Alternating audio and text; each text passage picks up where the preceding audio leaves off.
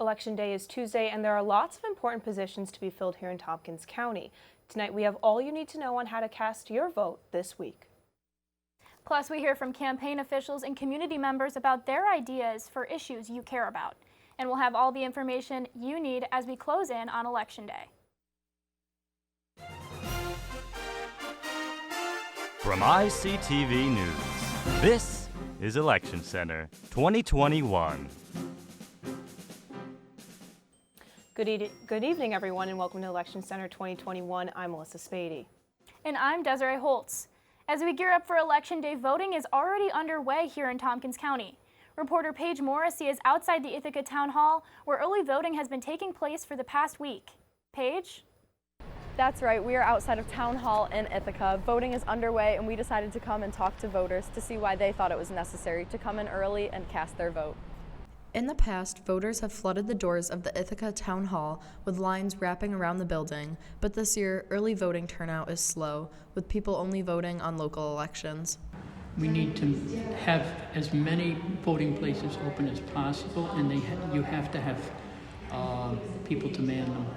And you have to have a balance between Republicans and Democrats. It can't be just the Republicans or just the Democrats. Many voters acknowledge the importance of the young generation casting their vote as early as they can. We're at a moment of crisis in our democracy, and you need to step up. I mean, we've not left the world. People in my generation have not left the world in the best shape, but you need to get involved now before it gets even worse. People sacrifice a lot for our freedoms, and one of them is the freedom to vote. Poll workers and voters alike emphasize the need for people to vote. Poll worker Mary Arlen encourages people to cast their vote even though this isn't a national election. This is the year when people are up for election in the different wards. And the other thing are the issues on the back of the ballot, which are amendments to the state constitution. The last day to early vote at the Ithaca Town Hall will be on October 31st from 9 a.m. to 2 p.m. For more information on early voting, visit tompkinscountynewyork.gov. Reporting for Election Center, I'm Paige Morrissey. Thank you, Paige. Although today was the last day for early voting, you can still come cast your ballot come Election Day. On your ballot, you'll be able to check off the candidate you want to see take office in Tompkins County Legislature. These positions are 4-year terms. In District 1, longtime Ithacan Travis Brooks is running with a focus on community issues such as housing. He's up against Christopher Heyer, who's running on the Republican ticket.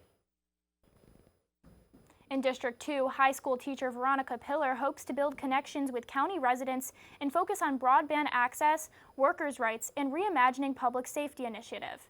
She's running uncontested. It doesn't originate from police or from responses to what we call crime. It originates from having one's basic needs met and having a strong community and having the resources that you need to get by. Moving on to uncontested races in other districts, in the 3rd District, Henry Granison wants to address racism as a public health issue, possible reparations in the county, and raising the minimum wage. We also know that living wage will also support people locally, and that maybe they'll have more money to spend. And so it will help people that way. It's like raising the minimum wage. And in the 4th, 5th, and 6th districts are incumbents Rich John, Ann Corman, and Michael Siegler, respectively. In District 8, Vanessa Greenlee, director of the Cornell Alliance for Science, will push for green energy and social justice initiatives. Greenlee will be running against Randolph, Brown, and Robert Lynch. Brown is supportive of the Ithaca Police as well as first responders and wants to create a comprehensive outreach plan to bring residents and law enforcement together. In the 13th District, Greg Measy is focused on post-pandemic recovery by making investments in small businesses, which he says will, quote, get people back to work and in better paying jobs. His opponent is Samantha Lushtak, running on the Working Families Party line. Lushtak believes in health care that should be accessible to more residents and wants to see a greener future in the years to come. And finally, in the 14th District, incumbent Michael Lane is running for re-election against Thomas Corey, an independent. Lane was first elected to the legislature in 1993 and has served on multiple committees since then, working to protect environment and upgrading the county's public safety communication system. Moving on to Ithaca City Common Council, Ward 1 alderperson Cynthia Brock is seeking to run for another 2-year term. Brock has served for the past 9 years and stands for Reimagining Public Safety Initiative, electoral redistricting, and combating climate change. We provide services that support people's everyday lives. That is mainly through zoning, which will describe how new development comes in and what that development will look like. Okay. That's in the form of your streets and your sidewalks, the quality of, getting clean water to your door and treating wastewater as it runs away. And Maddie Halper is running as an independent candidate under the Ithaca Solidarity slate. Halpert wants to be more present for her community and participate in movements on human rights, community, and care. She's been involved in organizing efforts toward Palestinian justice and climate justice policies.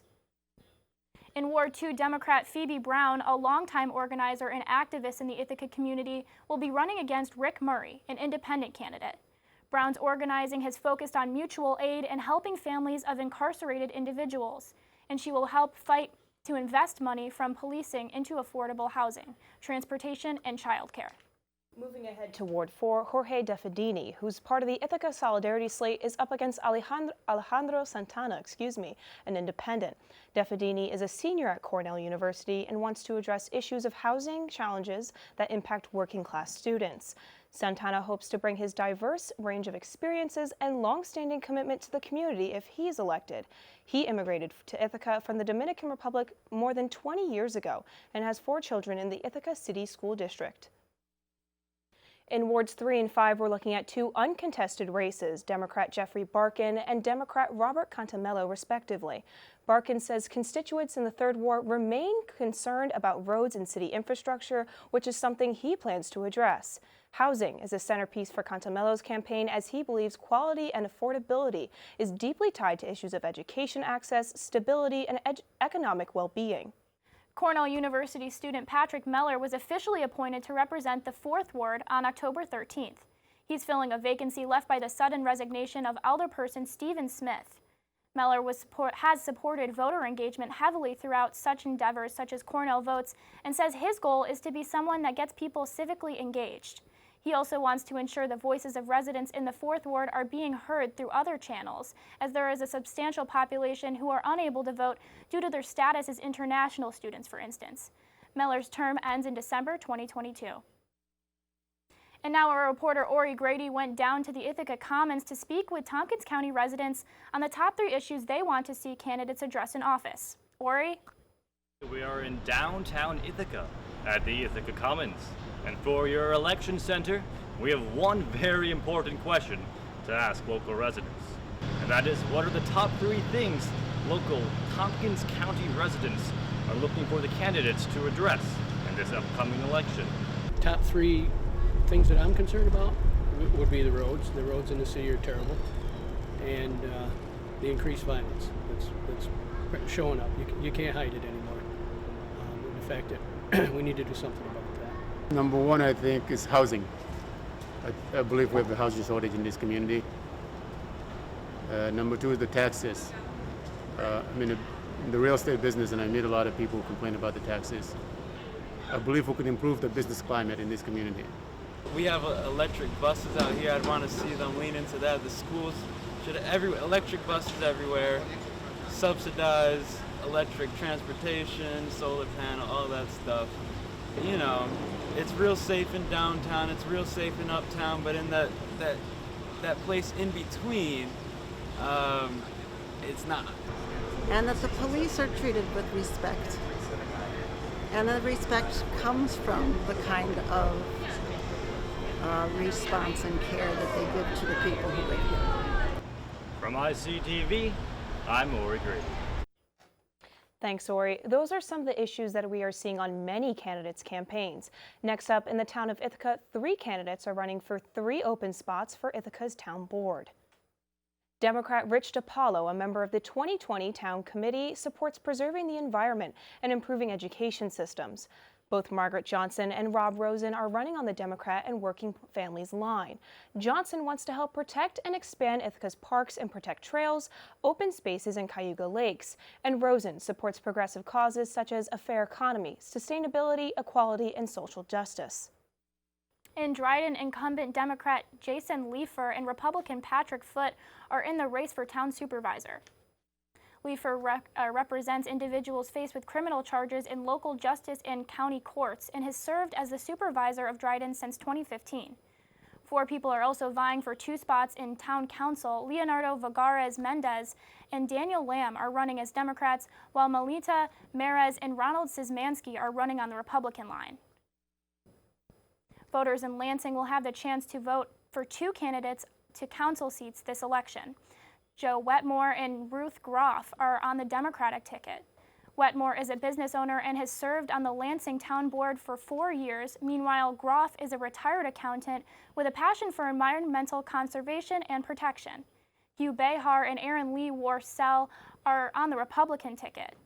Behar, a Cornell professor of 25 years, is running on the platform of public safety and development. Warcell is a community health nurse focusing on responsible town growth and preserving Lansing's rural footprint.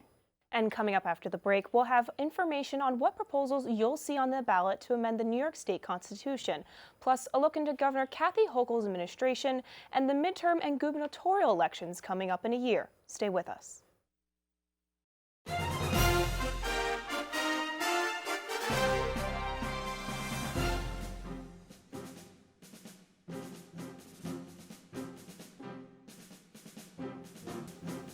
Welcome back to Election Center. A 14-year term on New York Supreme Court representing the 6th District is at stake for incumbent Molly Fitzgerald and challenger Elizabeth Ahern. Fitzgerald, a Democrat, worked in private practice law for 20 years and was nominated to the state's appellate courts by former Governor Andrew Cuomo in 2019. Ahern, a Republican, opened her law practice in 2008. In an interview with the Ithaca Voice, she said she wants to be, quote, a justice for the people.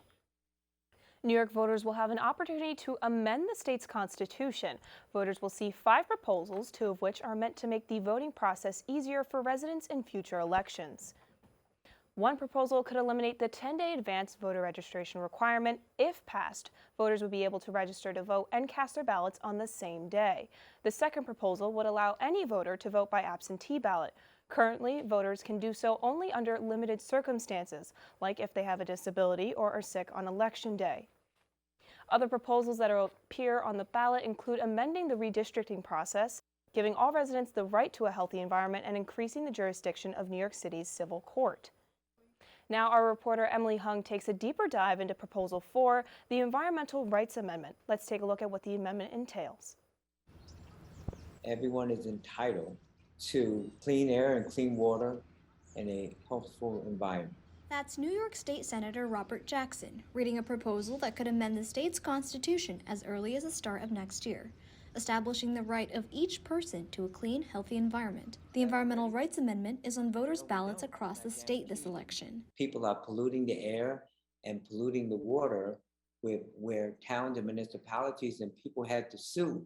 Because of that, momentum for this amendment began, starting in a rural community in Rensselaer County 5 years ago.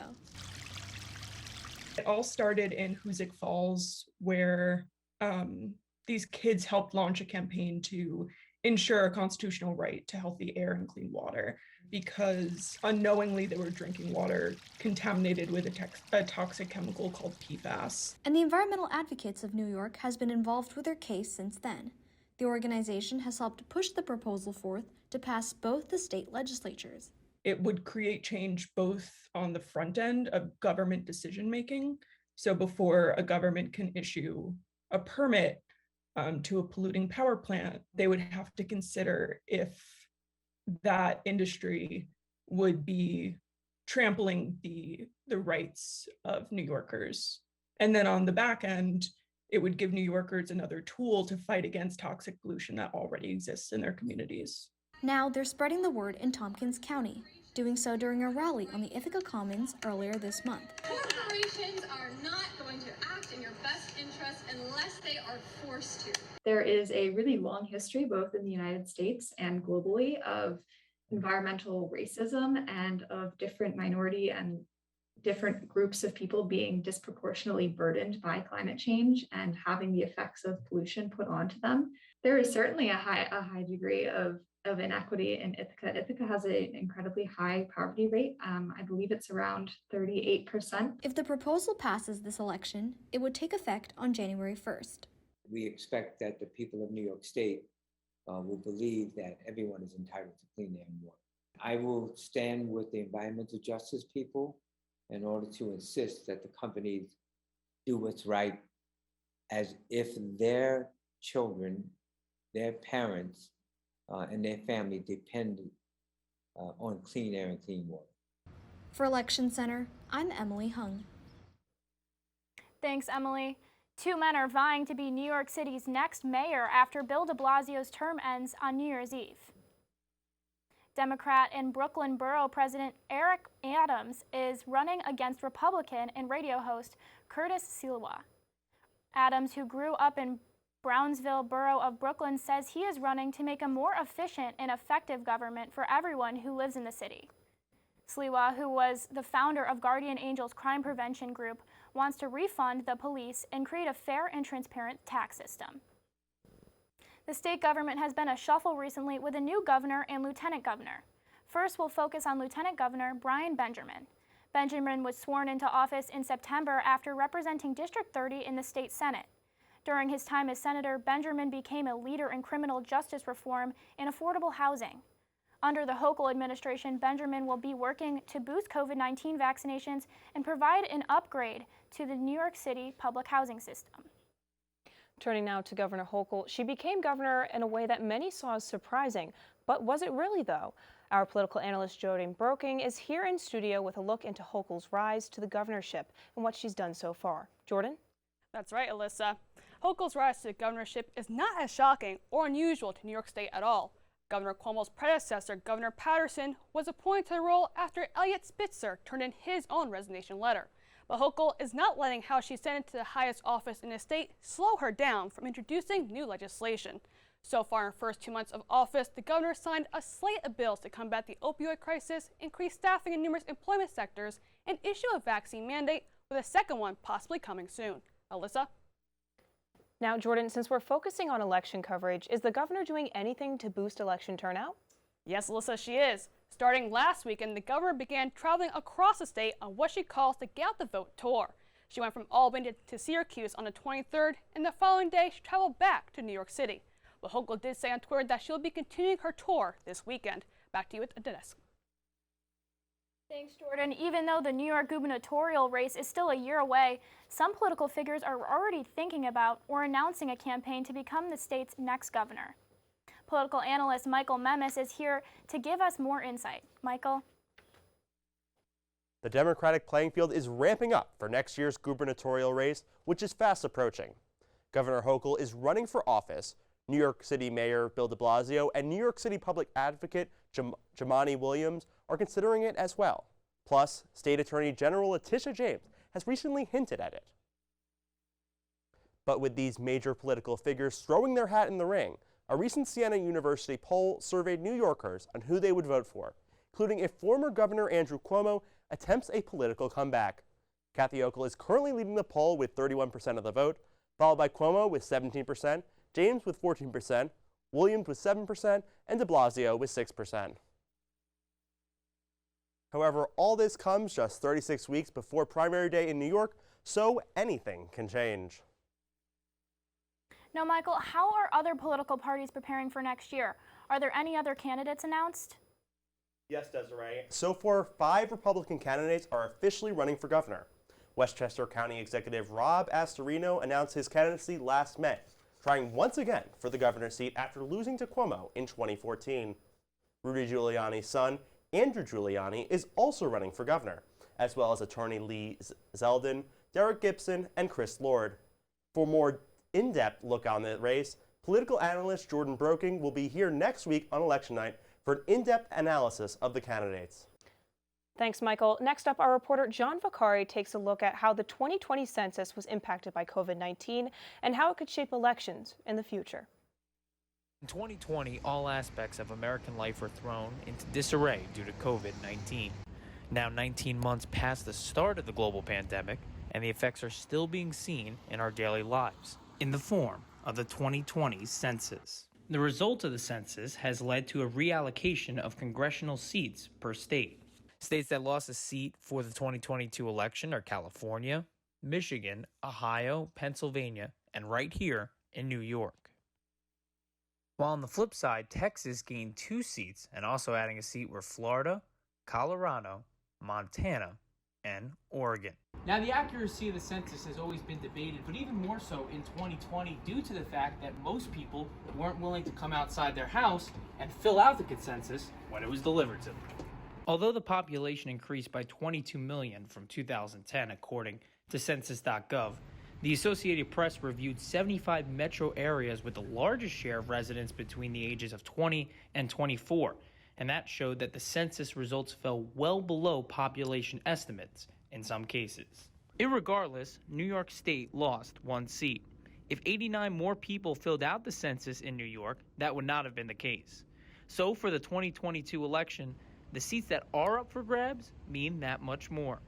In Ithaca, I'm John Vaccari, ICTV Election Center.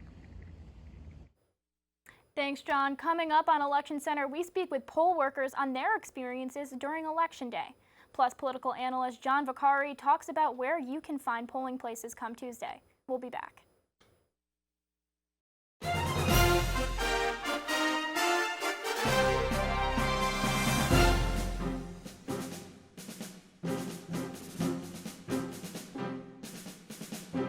Welcome back to Election Center. Reporter Noah Ron Hessler spoke with a couple poll workers who shared their experiences working during the elections. Let's take a look. This is Election Center reporter Noah Ron Hessler. In every election, poll workers are an integral part of the voting process. This year, like last year, is going to look a little bit different because of the pandemic. Poll workers have had to adapt to changing conditions and take on new roles as part of their job. Ithaca College student Ray Hessler began working as a poll worker for the city of Ithaca in the midst of the COVID-19. You see when you come to election day, we've set up at 5 in the morning and we take down at 10:30 at night. And we added an extra table that had gloves, hand sanitizer, masks, anything you could need pre the pandemic guidelines. The responsibilities of poll workers have changed even just during the course of the pandemic in response to voter behavior. Last when I worked over the summertime, it was more like not everyone was wearing masks, but some people were because the mask mandate had been lifted. So if you were vaccinated, you didn't have to wear a mask, but no one had to provide proof of vaccination. And yeah, a lot of people still wear their masks, which is nice to see, but it was shifted already from even a year or two ago. Eric Woodhouse, also an Ithaca College student, began working in New York City as a poll worker during the November 2020 elections. Yeah, so there's been a big rise in people voting by mail and through absentee ballots, obviously, because of the pandemic. So from what I've heard, it's significantly less like in-person traffic. As a result of less foot traffic, there is slightly less stress on election day, but the job is still very demanding. Ray explained that despite this stress, she would still encourage all eligible students and young adults to sign up to be poll workers. For Election Center, I'm Noah Ron Hessler. Thanks for that story, Noah. Let's head over to our political analyst, John Vaccari, to see where you can vote on Tuesday. John? Thanks, Alyssa. Well, Election Day is Tuesday, and polls will be open from 6 a.m. to 9 p.m. Polling locations in Ithaca include the Greater Ithaca Activity Center, Town of Ithaca Town Hall, Southside Community Center, and South Elementary School, to name a few. A full list of locations can be found on the Tompkins Board of Elections website. And you're permitted under state law to take up to 2 hours off work, with pay, either at the beginning or at the end of your shift, and if you don't have sufficient time outside of work to vote. Plus, over-the-counter absentee ballot applications can still be accepted through the end of tomorrow at the Board of Elections on 128 East Buffalo Street in Ithaca. So John, how can someone check their voter registration status? Great question, Alyssa. To check your registration status, simply go to voterlookup.elections.ny.gov, a mouthful. You'll need to put in your first and last name, date of birth, and zip code to find out if you're registered. And bringing some information in from earlier, there's an amendment to the ballot to remove the 10-day advance voter registration requirement. So there is a chance that in future elections you can register on the same day you vote. Thanks, John. You definitely should check your voter registration status before you cast your vote Tuesday. And we went down to the Commons earlier today to find out what voting means to Tompkins County residents. Take a look. You know, voting is just the way I have to exercise power and determine what kind of a city, state, country I live in. It's our democracy, and that's how we make change. If change needs to be made, or things are what we want them to be. So it's a very important part of American life. Well, that's all we have for you tonight. Stay tuned for more election coverage coming your way on Election Day Tuesday. We'll be providing live coverage with updates on Tompkins County and state races right here on ICTV. Have a good night. So, Alyssa, have you voted yet? I haven't. I still have to turn in my absentee ballot. It's definitely going in the mail tomorrow. Oh, when I was home on fall break, I actually went and got to early vote, so I was one of those people. Yeah, I should have. I was home for fall break. I know. Yeah, I mean, when it's not a presidential election, sometimes you can forget, but being civically engaged, I always try to like circle it on my calendar and make sure I make it to the poll. You know what I mean? Exactly. And I mean, with last year's